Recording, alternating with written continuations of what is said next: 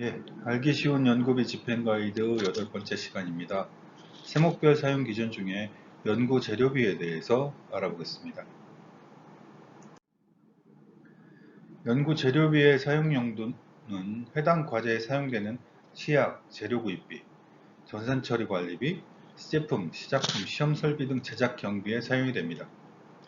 시약 및 재료비는 연구 수행에 필요한 시약을 구입하거나 재료를 구입할 때 사용하시는 비용입니다.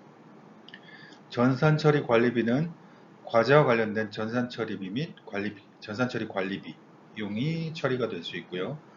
그리고 시제품, 시작품, 시험설비 제작 경비는 과제와 관련돼서 그 시제품을 외부 제작 시에 실제 발생된 제작 비용 일체를 비용 처리하실 수 있습니다. 근데 외부 제작된 그 제작 경비가 자산성이 있는 경우에는 연구시설 장비비로 집행을 하셔야 됩니다.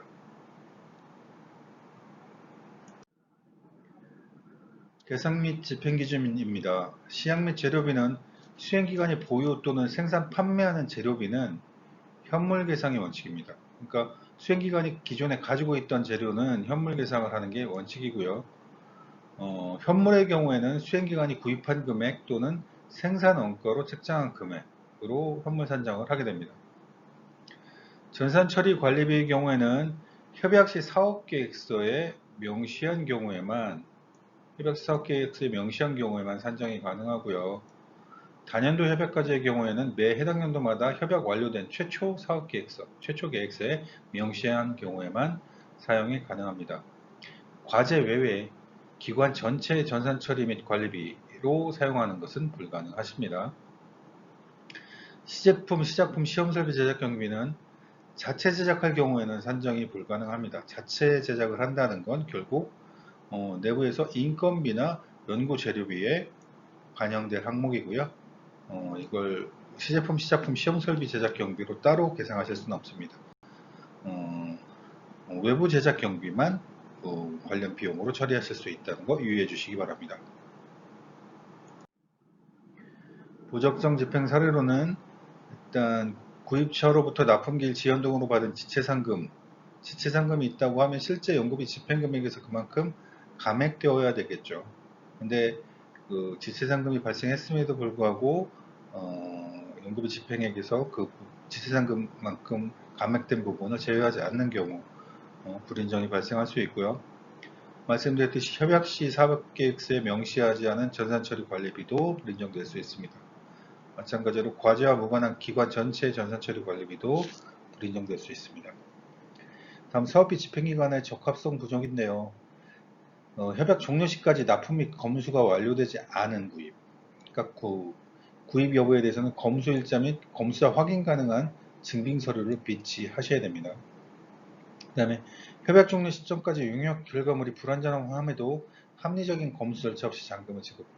그러니까 협약 종료 시점에 용역 결과물에 대한 검수가 완벽하게 이루어졌어야 되는데 이 검수된 일자가 협약 종료 이후이거나 결과물이 제출돼서 확인된 시점이 협약 종료 시점 이후에 발생되는 경우가 간혹 있습니다. 이런 부분들을 좀 주의해 주시고요. 시약 및 재료를 사업 종료 시점에 과도하게 구입하여 재고가 미소진된 경우에도 불인정될 수 있으니 유의해 주시기 바랍니다. 그 다음에 구매와 관련돼서는 객관적인 구매 증빙 서류가 반드시 있어야 되고요. 수행기간 상호 간의 거래는 거래 신뢰성에 좀 문제가 있기 때문에 인정되지 않습니다. 원칙적으로. 예외적으로는 단독 판매처 등 정당한 사유가 있는 경우에 예외적으로 인정이 될 수 있는데 이런 경우에는 사전에 전문기관과 협의가 필요한 사항입니다. 주요 질의 회신을 좀 보자면 공동연구기관이 판매하는 연구기자재, 시약, 재료 등 주관기관이 구입하는 게 가능한가요? 하는 건데요. 수행기관 간의 현물 산정이 가능한 경비를 현금으로 지급하는 것은 연구비 정산 시 불인정되는 사항입니다. 그러니까 공동연구기관이 가지고 있는 연구기자재나 시약, 재료를 판매한다는 건 보유하고 있는 부분은 현물계산 원칙이라고 말씀드렸죠. 근데 이런 걸 상호 간에 거래하는 건 인정이 될 수 없는 부분이고요. 예외적으로 이제 단독 판매처 등 정당한 사유로 전문기관이 인정한 경우에는 예외적으로 인정이 될 수 있습니다. 이 부분은 사전에 전문기관과 협의해 주시기 바랍니다. 그다음에 연구 수행을 위해 시약 등 재료를 구입하라고 하는데 연구 종료 2개월 이전에 구입이 완료되어야 하나요? 이건 이제 예전에 그 연구관리 표준 매뉴얼상에서는 연구 장비 재료비로 이제 장비 구입과 재료 구입을 하나의 세목으로 구분했을 때 그런 오해의 소지가 있었는데요. 지금은 그런 부분들을 완전히 별개로 연구시설 장비비와 연구 재료비를 구분을 하고 있죠. 그리고 연구 재료비는 기기 장비와는 달리 시약 재료가 해당 연구기간 동안 구입이 가능한 구조입니다. 그러니까 협약 종료일까지는 구입이 가능하시기 때문에 그 부분 2개월 이전에 구입해야 되는지 여부는 관련이 없고요. 다만 연구비 잔액 소진을 위해서 연구 종료 시점에 재료나 소모품을 과다 구입할 경우에는 불인정될 수 있으니까 유의해 주시기 바랍니다. 다음에 소프트웨어 인력 양성 사업에서 웹사이트 서버, 도메인 사용료, 이미지 컷 등 애니메이션 및 영상 등의 완성도를 높이기 위해 구입하는 템플릿이나 플러그인 구입 비용 등을 재료비로 처리할 수 있나요? 그런데 구입 사유가 소프트웨어 실습을 위해서 교육생들에게 개별적으로 사용하는 재료의 성격이라면 재료비로 처리하시고 관련된 부분들이 홈페이지 구축 등에 사용되어 불특정 다수가 이용 가능한 용도라면 연구 활동비로 소프트웨어 구입과 관련된 비용은 연구 활동비로 구입하시기 바랍니다.